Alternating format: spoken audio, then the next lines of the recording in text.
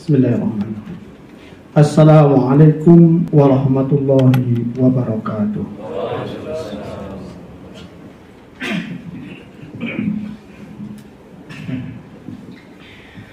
Allahu Akbar, Allahu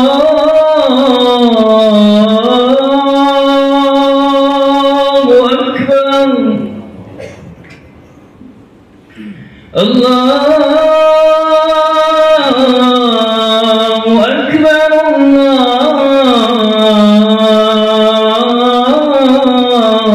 Allahu Akbar. Asyhadu an la ilaha illallah.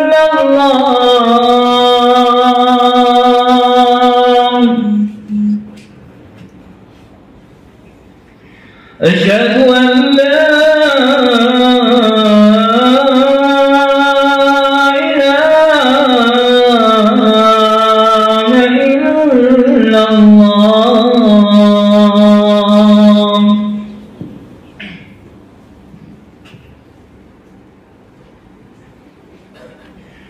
أشهد أن محمدًا رسول الله.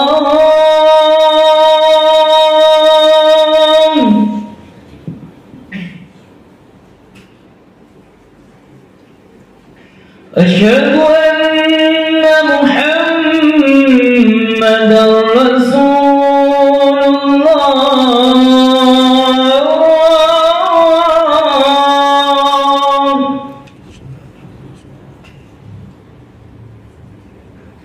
حي على الصلاة.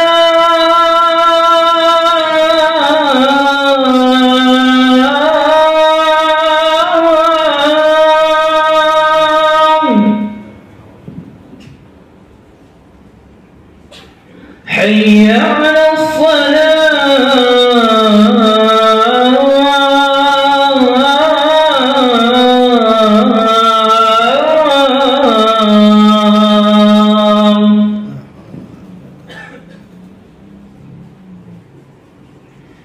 حي على الفلاح.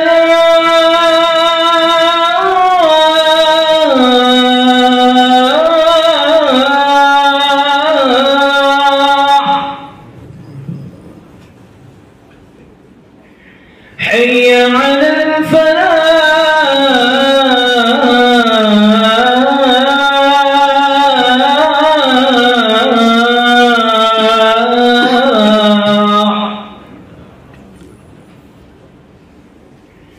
الله أكبر، الله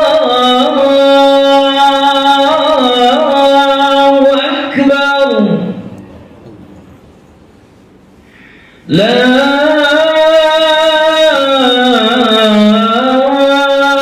إله إلا الله.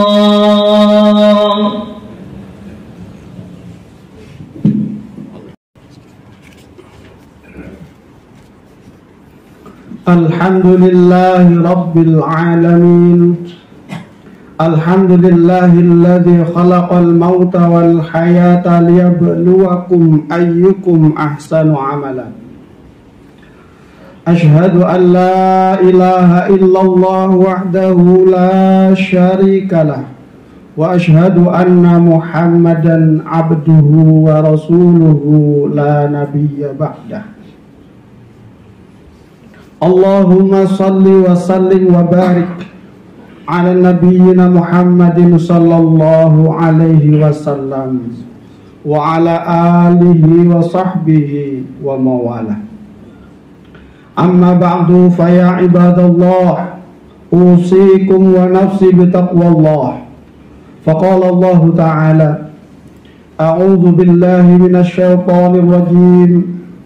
يا أيها الناس اعبدوا ربكم الذي خلقكم والذين من قبلكم لعلكم تتقون. وقال أيضا Ya ayyuhalladzina amanu taqullaha haqqa tuqatih. Ittaqullaha haqqa tuqatih wa la tamutunna illa wa antum muslimun. Ma'asyiral muslimin, jamaah salat Jumat rahimakumullah. Puji syukur kita panjatkan kehadirat Allah Subhanahu wa taala atas segala kenikmatan yang tiada terhingga. Sholawat dan salam semoga tetap terlimpah kepada baginda Rasulullah Muhammad sallallahu alaihi wasallam. Allah Subhanahu wa taala di dalam surah At-Tin memberikan pelajaran yang sangat berharga bagi kita. A'udzu billahi minasyaitonir rajim. Wat-tini waz-zaitun wa turi sinin wa hadzal baladil amin. Laqad khalaqnal insana fi ahsani taqwim. Thumma radadnahu asfala safilin. Illa alladhina amanu wa 'amilus salihati falahum ajrun ghairu mamnun. Fama yukadzibuka ba'du bid-din. Alaihissallahu bi ahkamil hakimin. Shadaqallahul azim. Ma'asyiral muslimin rahimakumullah. Pelajaran penting dari surah At-Tin. Allah Subhanahu wa taala di awal surah ini bersumpah atas 3 tempat, yaitu yang pertama wat-tini waz-zaitun. Terlepas tentang khasiat kedahsyatan dari 2 buah ini, tetapi dalam konteks ini para mufassir memberikan penjelasan kepada kita bahwa tempat tumbuhnya buah tin dan buah zaitun adalah tempat diutusnya Nabiullah Nuh dan Nabiullah Isa alaihissalam. Yang kedua, ma'asyiral muslimin rahimakumullah, wa turi sinin, dan bukit Sinai, gunung Sinai adalah tempat ketika Nabiullah Musa berbicara langsung kepada Allah Subhanahu wa taala. Dan yang ketiga adalah ketika Allah Subhanahu wa taala menyampaikan wa hadzal baladil amin, dan terhadap kota ini yang dimaksud adalah kota Makkah yang aman dari gangguan, adalah tempat di mana Nabi Ibrahim berdakwah dan juga Rasulullah, Nabi terakhir, penutup para nabi, Muhammad sallallahu alaihi wasallam. Ketiga tempat ini kita diajak oleh Allah atas sumpahnya, menunjukkan agar kita perhatian kepada tempat ini. Betapa Allah ingin mengatakan setelah kemudian menggunakan qasamnya dengan menggunakan kalimat sebagai al-muqsam alaih, sebagai isi sumpahnya adalah laqad khalaqnal insana fi ahsani taqwim thumma radadnahu asfala safilin illa alladhina amanu wa 'amilus salihati falahum ajrun ghairu mamnun. Kalimat ini ma'asyiral muslimin rahimakumullah, sungguh bahwa manusia ini diciptakan oleh Allah Subhanahu wa taala dalam bentuk yang sebaik-baiknya dengan segala kesempurnaannya, mulai dari jasadnya dan dilengkapi dengan akalnya dan disempurnakan dengan hati. Namun ma'asyiral muslimin rahimakumullah, tafsir tentang ini yang pertama adalah kebanyakan sebagian dari manusia akhirnya ditempatkan Allah Subhanahu wa taala di tempat kembali yang serendah-rendahnya, yang sehina-hinanya. Summa radatnahu asfala safilin, karena mereka tidak mau beriman kepada Allah Subhanahu wa taala, karena mereka tidak mau bersyukur kepada Allah Subhanahu wa taala, karena mereka tidak mau mengikuti para nabi yang telah diutus oleh Allah Subhanahu wa taala. Tafsir yang kedua, jamaah sekalian rahimakumullah, ketika laqad khalaqnal insana fi ahsani taqwim adalah sebagai satu keadaan di mana Allah menciptakan manusia ketika di usia muda. Manusia menjalani 3 fase kehidupan, yaitu ketika masih anak-anak, ketika masih muda, dan ketika tua renta. Tsumma radadnahu asfala safilin. Maka kemudian kita disampaikan oleh Allah Subhanahu wa taala, sampailah kita kepada usia renta yang sangat lemah. Usia renta yang sudah tidak banyak bisa berbuat apa-apa. Bahkan sebagian sudah dikembalikan Allah Subhanahu wa taala, tidak ada ingatan, sebagai tua pikun. Bahkan kelumpuhan, kelemahan jasad, semua sudah dikembalikan Allah pada keadaan yang lemah kembali. Karena itu ma'asyiral muslimin rahimakumullah, pada kondisi ini Ibnu Katsir memberikan peringatan kepada kita. Kita jangan berharap bahwa kita ingin bertobat di hari tua kemudian kita bisa husnul khotimah dengan sebaik-baiknya. Sementara pada hari tua itu kebanyakan manusia itu sudah susah untuk beramal, sudah berat untuk bergerak, sudah berat untuk melangkah, sudah berat untuk melakukan kegiatan-kegiatan amaliyah yang pada kesempurnaannya adalah manusia itu melakukannya pada usia muda. Karena itu para ulama kita sepakat bahwa di usia muda adalah menjadi penentu amalan ia yang kemudian falahum ajrun ghairu mamnun,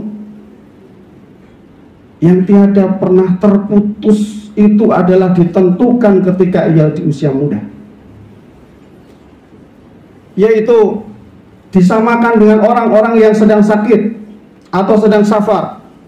Dalam sebuah hadis Bukhari disampaikan bahwa idza maridul abdu aw safara kutiba lahu mislu ma kana ya'malu muqiman sahihan. Orang yang ketika sakit atau ketika safar kemudian ia terganggu amaliyah rutinitasnya, maka ia dipahalai oleh Allah Subhanahu wa taala, diberikan ganjaran oleh Allah Subhanahu wa taala kebaikan-kebaikan yang biasa ia rutinkan setiap saat ketika ia masih sehat dan ketika ia sedang dalam keadaan mukim. Ketika ia sehat senantiasa berzikir, ketika ia sehat senantiasa tilawah, ketika ia sehat senantiasa ke masjid, ketika ia bermukim senantiasa ke masjid, senantiasa silaturahim. Maka kemudian terhalang ketika sakit, terhalang ketika safar, maka pada saat sakit itu kebiasaan silaturahim, kebiasaan berderma, kebiasaan berzikir, kebiasaan kebaikan-kebaikan yang ia lakukan ketika ia sehat dan ketika ia mukim, itu sama persis ketika ia sakit yang tidak mampu melakukannya, atau ketika ia safar dia tidak mempunyai kekuatan atau waktu untuk melakukan hal itu. Nah, bagaimana dengan orang yang sudah rentah, sudah pikun, sudah tidak mampu berbuat apa-apa, bahkan mungkin sholat sudah lupa, bacaan Al-Quran sudah tidak ingat, maka ia dipahalai rutinitas yang ia lakukan ketika ia masih muda seperti apa, sampai kemudian diambil kembali oleh Allah Subhanahu wa taala. Karena itu ma'asyiral muslimin rahimakumullah, sebagai amalan agar kita ini terhindar daripada kelemahan-kelemahan, maka dari Anas bin Malik menyampaikan satu doa dari Rasulullah SAW. Allahumma inni a'udzubika minal kasal wa a'udzubika minal jubni wa a'udzubika minal haram wa a'udzubika minal bukhl. Kita hendaklah bermohon kepada Allah Subhanahu wa taala, minta perlindungan kepada Allah Subhanahu wa taala agar dihindarkan dari rasa malas ketika kemudian kita masih punya kekuatan dan kesehatan. Kita berharap perlindungan dari Allah Subhanahu wa taala dari lemah hati, ketakutan, kekhawatiran ketika kita sedang berlapang-lapang. Dan kita berharap perlindungan dari Allah Subhanahu wa Ta'ala di usia tua yang pikun, yang tidak bisa berbuat apapun dalam kelemahannya. Dan yang keempat, kita berharap berlindung kepada Allah Subhanahu wa Ta'ala. Senantiasa kita doakan kepada Allah Subhanahu wa Ta'ala dari sifat kikir dan pelit ketika kita sedang memiliki harta.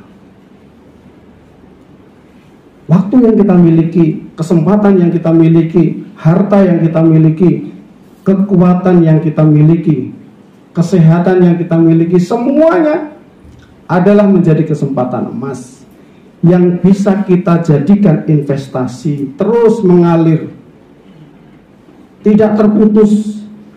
Ketika kemudian kekuatan, kepunyaan, kesempatan itu telah diambil oleh Allah Subhanahu wa Ta'ala. Siapa yang beruntung? Ibnu Katsir mengatakan bahwa ini adalah sama dengan surah Al-Asr. Semua manusia itu adalah merugi. Orang-orang yang beruntung, orang-orang yang akan mendapatkan falahum ajrun ghairu mamnun, itu adalah orang-orang yang senantiasa menjaga imannya dan menjaga amal solehnya. Keyakinan dalam dadanya tidak pernah pudar, dan amal solehnya dengan jasad, tubuh, dan hatinya senantiasa berkobar untuk terus dilaksanakan sampai kemudian kesempatan itu telah diambil oleh Allah Subhanahu wa Ta'ala karena usia yang sudah renta, karena sakit, ataupun karena ingatan kita telah diambil oleh Allah Subhanahu wa Ta'ala. Karena itu Allah kemudian bertanya kepada kita di ayat 7 dan 8. Allah Subhanahu wa Ta'ala mempertanyakan kepada kita, fama yukadzibuka ba'du biddin alaisallahu bi ahkamil hakim. Maka bagaimana kita ini tetap mendustakan tentang ayat-ayat yang dibawakan kepada kita dari Allah Subhanahu wa Ta'ala? Bagaimana kita ini mendustakan tentang rizki, kenikmatan yang sangat banyak yang diberikan oleh Allah Subhanahu wa Ta'ala sehingga kita ingkari dan tidak menjadikan kita taat kepada Allah Subhanahu wa Ta'ala? Alaihissallahu bi ahkamil hakim. Bukankah Allah itu adalah hakim yang seadil-adilnya? Allah tidak akan pernah mencederai prestasi kita.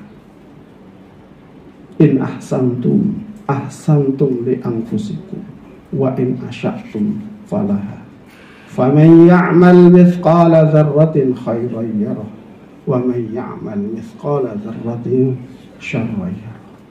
Kebaikan-kebaikan yang kita lakukan, keburukan-keburukan yang kita lakukan tidak pernah terabai di pandangan Allah Subhanahu wa Ta'ala. Tidak pernah lepas dari timbangan dan pahala yang akan dijanjikan oleh Allah Subhanahu wa Ta'ala. Allah adalah sebaik-baik pemberi janji.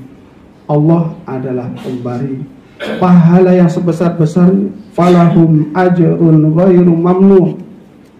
Kebaikan-kebaikan yang kita lakukan di saat kemudian kita tidak mampu lagi, Allah tetap menghargai kita sesuai dengan pada saat kita diberikan kesempatan sehat, diberikan kesehatan kuat, diberikan kesempatan waktu, diberikan kesempatan memiliki harta, yang kemudian dipertanyakan oleh Allah, untuk apa itu semua?